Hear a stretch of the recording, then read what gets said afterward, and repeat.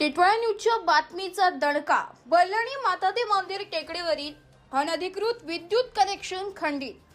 टिटवाळा न्यूजने मांडा टिटवाळ्यात कृत्रिम पाणी टंचाई या मोथळ्याखाली सचित्र वृत्त प्रसिद्ध करून बल्लाळी येथील माता मंदिर टेकडी परिसरात तब्बल 200हून अधिक मोटारींच्या सहाय्याने अनधिकृत वीज जोडणी करून पिण्याचे पाणी खेचले जात असल्याबाबतची अधिकृत बातमी प्रसिद्ध करून मांडा टिटवाळ्यातील नागरिकांना पाणी टंचाई सोबतच वारंवार वीज खंडित होण्याच्या समस्येचा भांडाफोड केला होता. या बातमीची गंभीर दखल घेत महावितरणाच्या कनिष्ठ अभियंता तुकाराम घोडविंदे यांनी सदर परिसरातील अनधिकृत मोटारींचा वीज पुरवठा खंडित करून विद्युत खांबावरील सर्व्हिस वायर कट करण्याची कारवाई केली आहे.